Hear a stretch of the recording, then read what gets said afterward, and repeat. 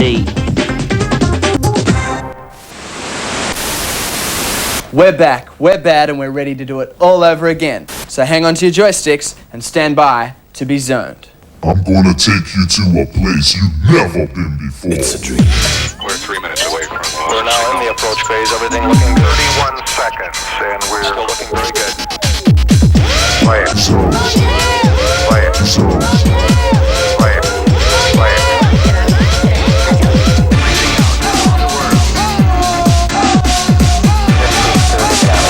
Zone. Play and play good.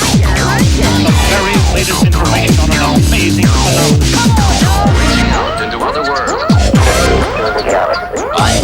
You're gonna dig this. You are now entering. Zone. Have you ever got so excited about playing a new game that you started foaming at the mouth? I have. And I gotta say, it's kind of a groovy feeling. I don't know why I told you that, but I feel like we're friends. Well, united in gaming anyway. Another huge show today, and it goes something like this. Zone.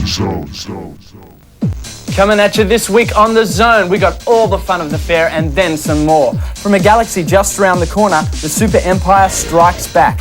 We go basketball crazy and put the very best dunkers to the ultimate test. Those wild and crazy tunes, Ren and Stimpy join the party. We suss out Dune 2, the Turtles come out fighting, and the outrageous Clay Fighter comp keeps on rolling. In arcade mode, the wicked arcade game Virtua Fighter makes its Australian debut. All that and more today on your one and only gaming thingy. Zone. So how many times can you save the galaxy before you lose interest? Does George Lucas care? After all, he's still making millions from Luke and his Empire-hating buddies. Actually, good old George does care.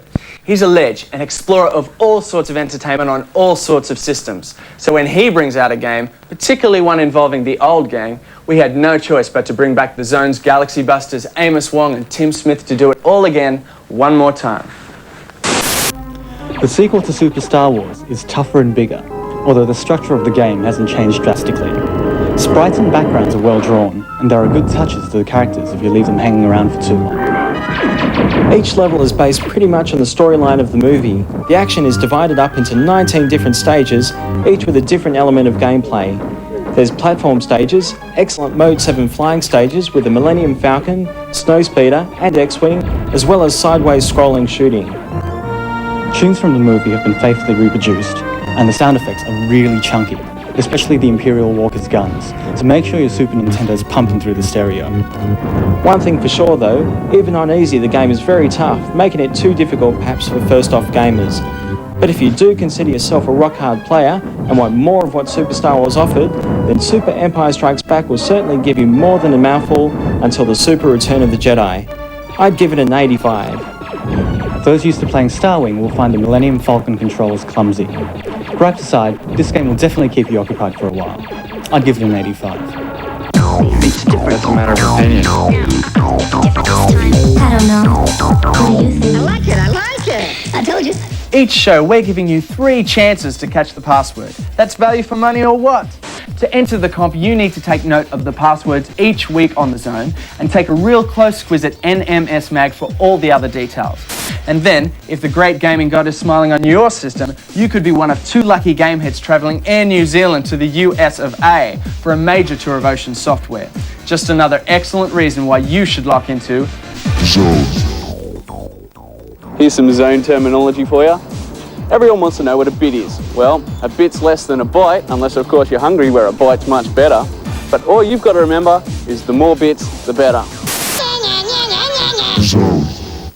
Strategy games have always tended to be long drawn-out affairs that more often than not turn players into zombies.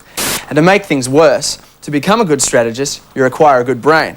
PC players have controlled this area for years, smiling condescendingly at console owners as if we were some kind of inferior being. Well, not anymore. Dune 2, one of the best ever PC games, has arrived on the Mega Drive. Trying to prove that not all console owners are brain dead, Andrew Humphreys and Stuart Clark. When this game was released on PC, a lot of people lost a lot of sleep, tore out a lot of hair, and had a lot of fun. This has got to be one of the best strategy games I've ever played, and the good news is that it plays just as well, if not better, on the Mega Drive. I never liked the books or the movie, well, except for Sting's facial sores, but Dune 2 is an excellent game. Like Megalomania, it's chock full of strategic thinking, but it's also easy to get into, and best of all, it's a lot of fun to play. You'll have to build refineries and defences, harvest the spice, and either repel invading forces or do a bit of invading yourself. It's addictive as hell and a must for all Mega Drives with half a brain. I'd give it a score of 89. The detail of the graphics is great, there's heaps of speech, and the gameplay is challenging and exciting. Even if you've never played a strategy game before, you have to check out Dune 2. Go on, harvest a bit of spice, you'll love it. I like it so much, I've given it a 90. Arcade-style controllers. Now there's some seriously awesome hardware that's a must for the serious gamers out there. These arcade-style power stick controllers are just that, dudes, arcade controllers. With huge joysticks and the big buttons, they're the most awesomely easy way to play any of the games today. And with the variations on these, such as rapid fire and 6-button versions, the day of the small handheld guys is truly numbered. And he's right, the Power Stick is one wicked weapon. Stay tuned in because we've got some Basketball Mania coming at ya. You're jacked into The Zone.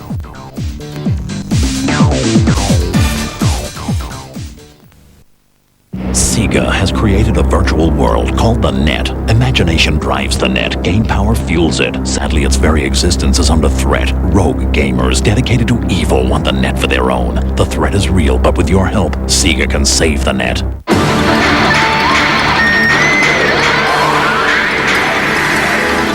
What game power were you using to repel a blast that strong? We engaged Ren and Stimpy. We needed something outrageous. The crazy expressions really threw them. They couldn't handle it.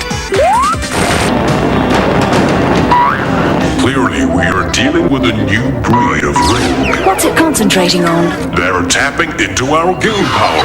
All new DSP chip technology, 4 arcade perspectives, drop-dead polygon graphics, 1 or 2 player split screen, best racing game ever, repeat, best racing game ever. So this is where they're coming in.